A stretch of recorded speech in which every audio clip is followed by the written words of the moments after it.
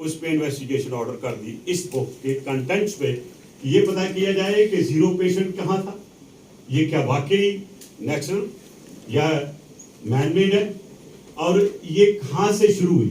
کیوں اس کتاب میں نے پروف کے ساتھ بتایا یہ چائنا سے نہیں شروع ہوئی بلکہ کسی ایک اور ملک سے شروع ہوئی تھی.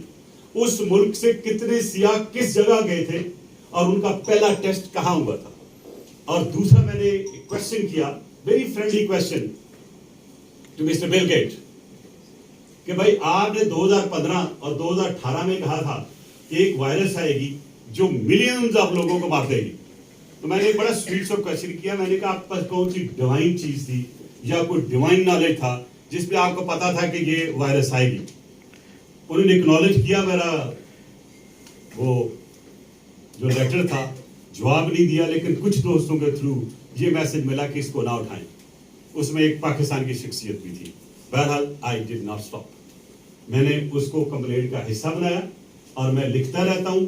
اور پھر مجھے یہ بھی آفر آئی کہ آپ اس میں انویسٹیگیشن کا حصہ بن جائے. میں نے کہا میں کمپلینٹ ہوں, میں اس کا انویسٹیگیشن کا حصہ نہیں بن سکتا. اگر کسی وقت آپ کے انویسٹیگیٹر جو 40 انویسٹیگیٹر ہیں مختلف اس کے آسپیکٹ جو ہے کووڈ کے کر رہے ہیں, ان کو اگر ضرورت پڑی تو میں ڈیفینیٹلی کسی بھی جگہ دنیا میں جا کے یہ اسٹیٹمنٹ دینے کے لیے تیار ہوں گا. تو بہرحال دیکھیے جو آج کل ہو رہا ہے اور جس طریقے سے یہ وائرس ٹرانسفارم ہو رہی ہے انٹو ڈفرنٹ فارمز, آپ نے دنیا میں کسی جگہ کوئی وائرس اس طرح نیچرلی ٹرانسفارم ہوتی نہیں دیکھی ہوگی. اور یہ 1989 میں ایک بایو وارفیئر پہ ایک ایگریمنٹ ہوا تھا, ایک پیکٹ ہے جس میں کوئی بایو وارفیئر کی چیز نہیں بنائے گا.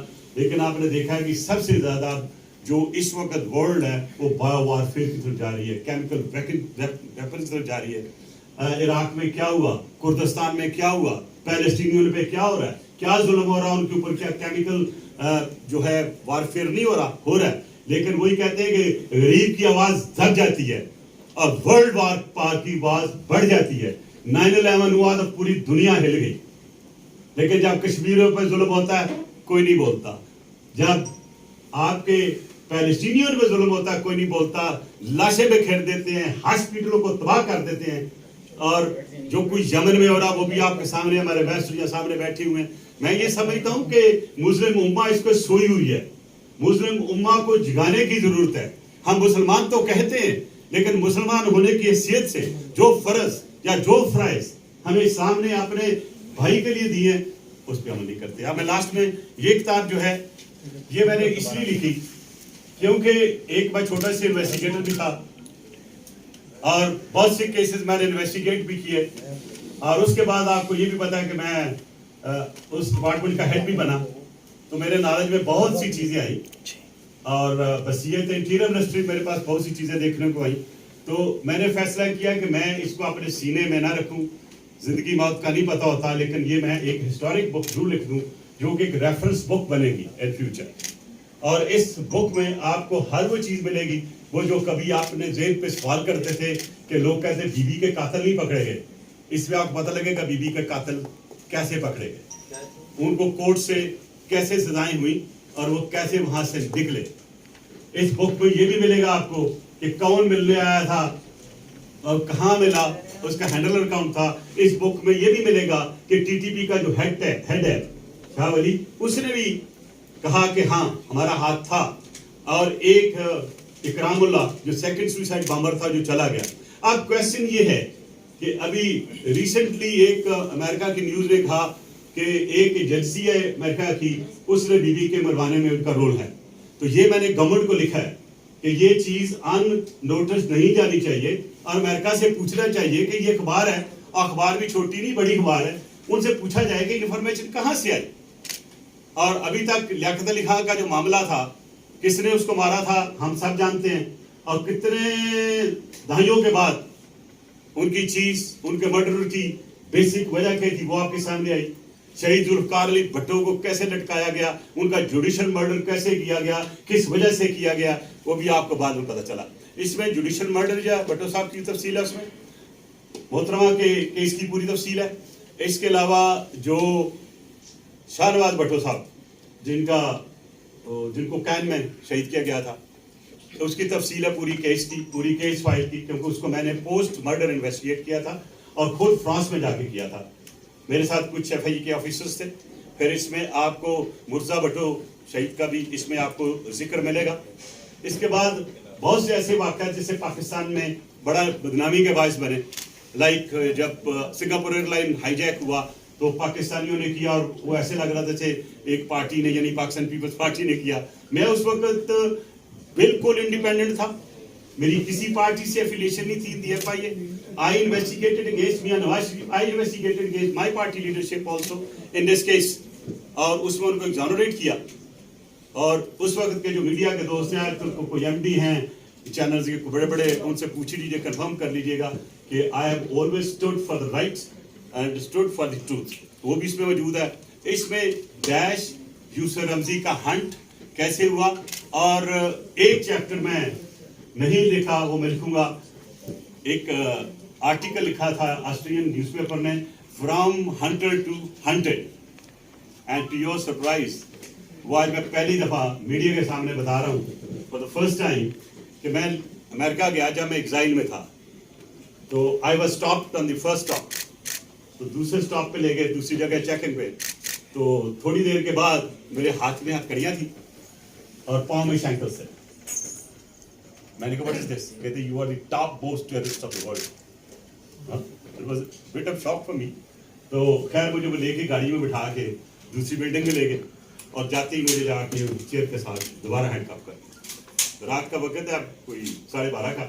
میں نے کہا یار کسی سے میری بات کرا دو کہ مجھے ٹیررسٹ بنایا کیسے تم لوگوں نے.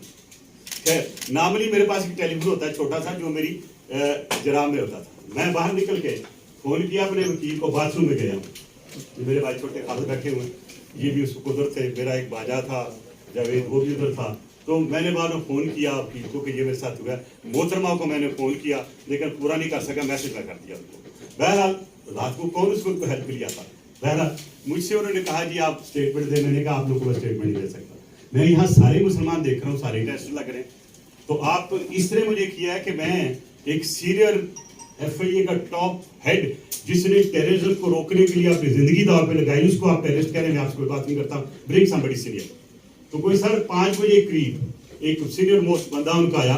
تو خیر اس نے سوال کیا، اس وقت تک ان کو پتہ چل گیا تھا. میں نے کہا میرا سامان کھولو. ایک بک ہے اس میں سائمن ریڈ کی، جس پہ میں نے کیسے ہنٹ کیا ہے ٹیررسٹ کو، اس میں ذکر ہے. اور اس میں جو اس پر ڈائریکٹر ہے پی اس کے نوٹس ہیں، اور میرے ساتھ تصویر ہے deputy head of the F B I. تو جا کے پتہ کر لو. خیر مجھے تقریباً 7 بجے آ کے کرسٹینا روکا جو اس وقت تھی، انہوں نے میسج دیا کہ mister Malik we are sorry, we feeling ashamed but unfortunately آپ کو امریکہ کے سسٹم میں ٹیررسٹ ڈکلیئر کر دیا گیا، لہٰذا the only person who can take you the president of America. تو سر 9 بجے پریزیڈنٹ صاحب تشریف لائے اور میرے دستخط کیے کہ میں نکل سکتا ہوں.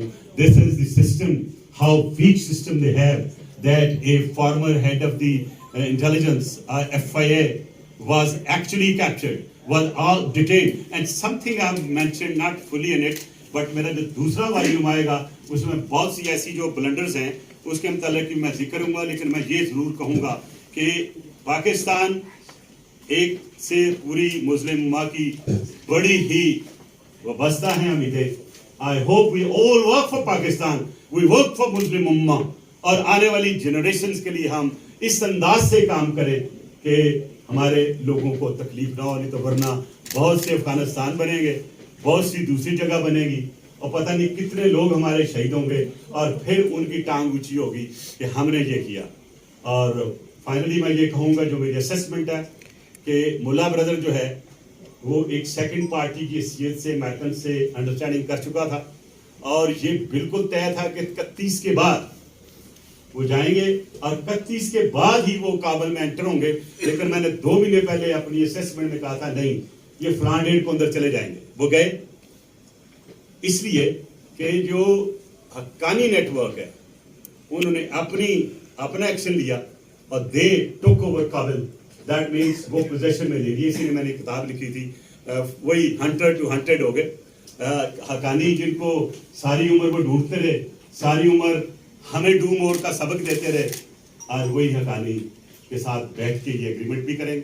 اور میری یہ اسیسمنٹ ہے کہ اب جو طالبان کے لیے میری طرف سے جو ایک ریکویسٹ ہوگی, ایک اپیل ہوگی کہ آپ صرف مسلم امہ کے لیے ماڈریٹ ہو جائیں, اور وہ جو وعدے جو ایگریمنٹ آپ نے کیے ہیں ان کو پورا کریں, اور کوشش کریں کہ آپ کو دنیا ریکوگنائز کر لے اور ماڈریٹ ہو کر آگے بڑھیں, اپنی بھی خدمت کریں, افغانستان کی بھی خدمت کریں.